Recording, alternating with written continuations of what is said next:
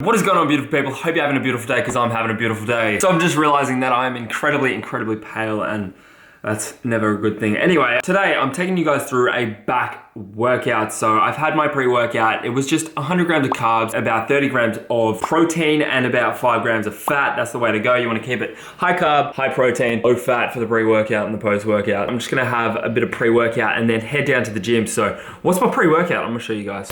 All right, pre-workout time. So C4 is on the agenda right now. It's a very kind of weak, not very potent pre-workout, and I'm also gonna have 5 grams of creatine. With that, every day, 365 for the rest of your life. I've talked about creatine before, but I think it's important to note that the results are significant for creatine to a point, right, that they're not extreme, like you might put on 5% of your strength, which is quite a lot when you think about it. However, the good thing is if you supplement with it, it's gonna cost you like $30 a year maximum. So it is very cost effective for the results that it provides. So that's why I have it every single day, and probably will continue to have it until my gym career is over, which will be never. And boom, that's how it is done. Into the cup, shake it up, and boom, you got a cup full of energy. All right, so as mentioned prior, I am hitting a back workout, which is what I'm gonna take you guys through. I've not taken you guys through one in a very long time, and it's switched up quite a lot. I'm doing a lot more rowing movements, which I'll get into when I explain it to you guys. So with that, I'm just gonna sip on this, head down to the gym very shortly. So I'm just gonna jump into an edit in 3, 2, 1. All right, just kidding, guys. I am going to be doing a voiceover for this back workout just so I can do a little bit more of an in-depth explanation about exactly what is going on. So before every single workout, what I like to do is a series of warm-ups, right? So usually it's to do with, the lower back, working from the mid out to everywhere else. So everything starts at the spine. You want to keep that healthy. And now, as you can see me doing some rotator cuffs, so basically doing it from the side, and then you go up to where they're parallel with the floor, and do that about 10 to 15 times. So onto the first exercise. Now, this is a pretty damn good exercise, right? So the idea with this is you want to sit quite high and you want to row with your elbows, and we're focusing the top of the lat as well as the traps and rhomboids in this current exercise. So we're doing 4 sets of 10 to 15 reps, increasing the weight on every single set until you get to a final set, at which point, if you do have a spotter, what you want to do is get him to assist you when it starts to completely fail. So the idea with this workout is we're trying to take the muscle to complete failure. We're not trying to lift as heavy weight as we possibly can. We're trying to take the muscle to complete failure. So whether that means upping the weight, then so be it. So that was the first exercise. It was 4 sets, 10 to 15 reps. On to the next one. This is my favorite back exercise, to be honest. It's incredible. A T-bar row. So with a close grip attachment, again, 4 sets of 10 to 15 reps, increasing the weight on every single set. Now, this is crazy good for the pocket of the lat. As you can see, it's working very much the actual where my lat inserts into my underarm, which is really something I want to bring up and get that Christmas tree going on. So that's going to help you with the VT bar.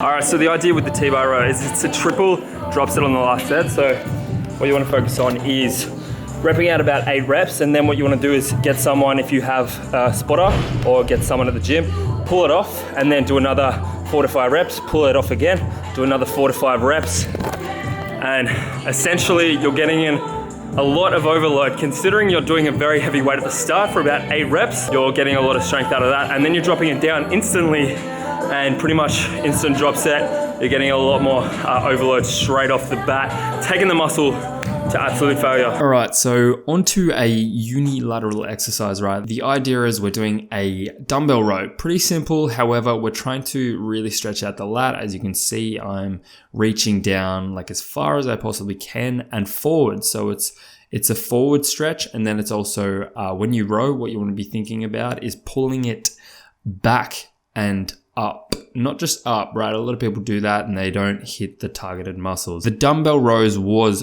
4 sets of 10 to 15 reps. Again, increasing the weight every set. So onto a cable row. Cable row, pretty underrated exercise. I am doing this on a bench, right? On a higher bench. So I'm rowing it kind of up. However, what I'm focusing on is rowing through my thumb. So I'm like pulling it in to my lower abs, and that's really going to target the lower lats and really burn it out. So the idea is this one is, again, 4 sets of 10 to 15 reps. Pretty much every workout we're doing is 4 sets of 10 to 15 reps. However, the first 2 sets are never to failure. They're pretty much treated as warm-up sets. So the idea is you just can't, that's a lot of volume. If we're doing 4 sets on every exercise, taking it to failure, you're going to burn out really quick. The idea is we want to take the last 2 sets to failure and generally the final set to absolute failure, which is why you see me here doing a drop set, really making sure the muscle's fatigued. So onto the next few exercises. We're doing a superset. We're doing a high cable row, which we're rowing into our chin. So we're trying to focus more on the lower traps as well as the rhomboids and as well as a bit of rear delts. And then from there, we go directly into a straight arm pull down. So the idea is you want to keep it in your lat for this. So we're kind of hunching our back over a little bit and letting our lat become the primary mover instead of, the overall back. So, but for the final set, right? So we're just doing 3 sets of 10 to 15 reps again on each exercise. And from there, the final set, what you want to do is then bring your whole body through it. So now we're focusing on the entire back, okay? So at the start, we were just doing the lats. Now we're trying to work on the entire back. So we're thinking about bringing our chest through our arms instead of just bringing our arms down.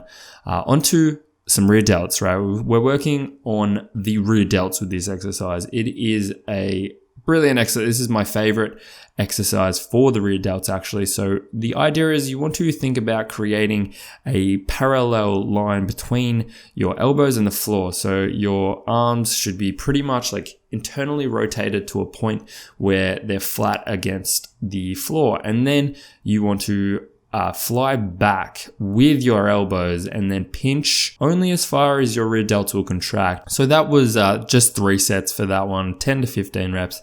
Now we're on to a bit of back extensions, right? Trying to work the lower back a little bit more. The idea being, right, if we're working the upper back, everything else, and especially on other days like legs, chest for that matter, your back's always at work, so it has to stay strong. So what I like to do is do back extensions with a weight, and then once I hit failure, I drop the weight and pulse it out until I hit failure again.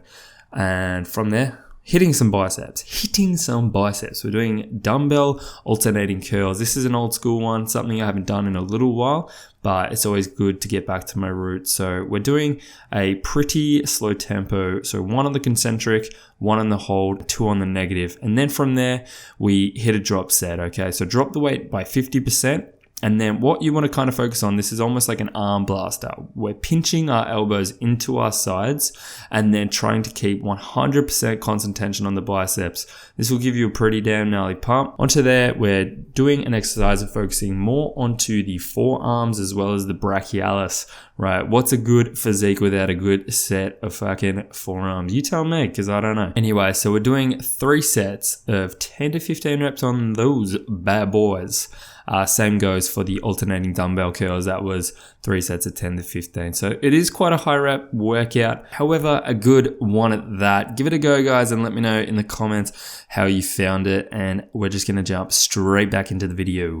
All right, thank you, Fraser. So I'm back home now. I've already consumed my post-workout meal, right? Just 100 grams of cereal, a cup of almond milk, and a scoop and a half of the protein powder. So the reason why I inhaled it, because I'm so damn hungry. So it is 3 o'clock in the afternoon right now. I haven't eaten since like 10:30, right? At the end there, I was having a little chat with a guy at the gym, and boom, 45 minutes later, I'm leaving the gym, extremely damn hungry. In that, I thought that was a pretty damn good transition into a little bit of advice that I want to give you guys in terms of hunger, right? You know, we all get hungry. If you're losing weight, you are going to be getting hungry. And unfortunately, that hunger can definitely play a role in how well you will actually succeed in your diet. So the idea is we want to make it as easy as possible for you to successfully diet. So with that, I wanted to give you guys and gals a few tips on how to limit hunger, right? We're never going to be able to eliminate it, but we can limit it. All right, so tip number one that I want to give you guys is to prioritize volume. So the idea is calories become quite important when you're in a caloric deficit. So the idea is we want to maximize the amount of food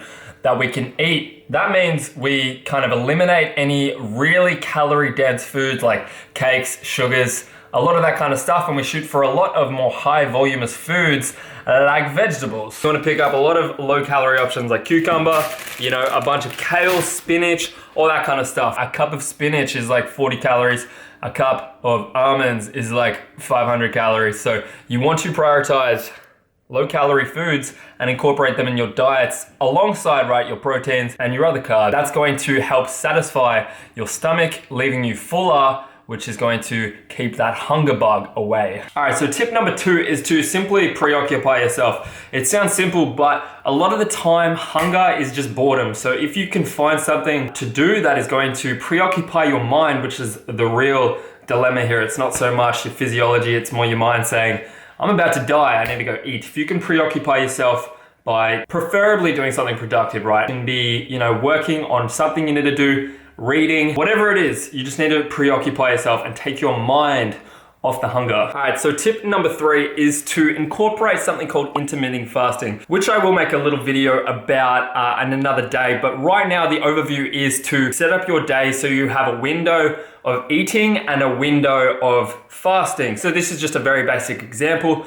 You stop eating at 7 p.m. and you start eating at 10 a.m. the following morning, giving yourself around a 9-hour window to eat and a 15-hour window of fasting. This is to kind of trick yourself. It means that you're eating a more amount of food within that period of time, which kind of fools you up more and tricks yourself into thinking that you're eating more and helps subsidize hunger. That leads me on to a fairly important tip, and something that's not only important for subsidizing hunger, but also for just general health and well-being, as well as performance within the gym. And that is, I'm sure you could guess, is water.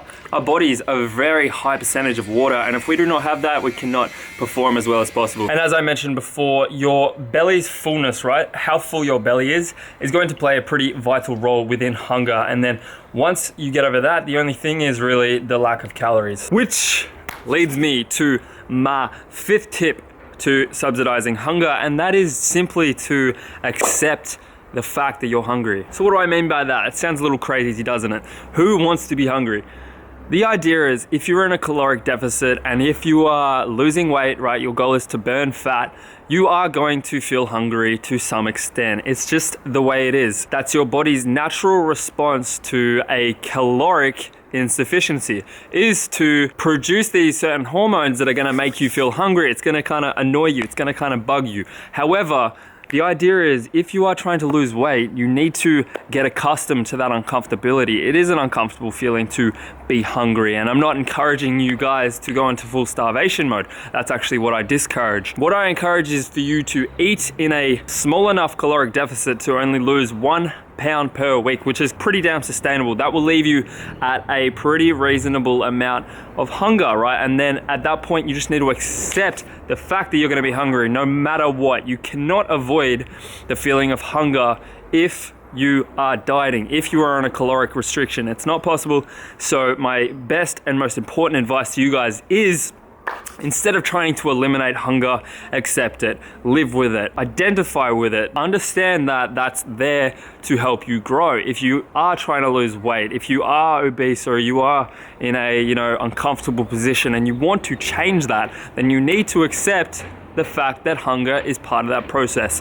And if you are truly determined, that won't bother you one bit. That little bit of pain is worth the results that's going to come from it. With that, I do still recommend trying to limit as much as possible hunger. However, it will always be there. That is simply unavoidable, and the moment that you accept that is the moment that you can kind of live with that and understand that it's part of the process and part of your growth, or for that matter, loss. So with that, guys, I really hope those ideas helped out. Let me know which tip resonated with you guys the most. And with that, guys, I want to thank you guys for absolutely everything that's been happening lately. Like the overwhelming support from you guys in regards to the feedback of my ebook that I launched is incredible. The subscribers that I'm gaining, all the support, all the questions that come from you. My biggest blessing is the ability to help you guys. So I'm just thankful as all hell that you guys have given me that opportunity. So with that, I'm just gonna wrap the video up here.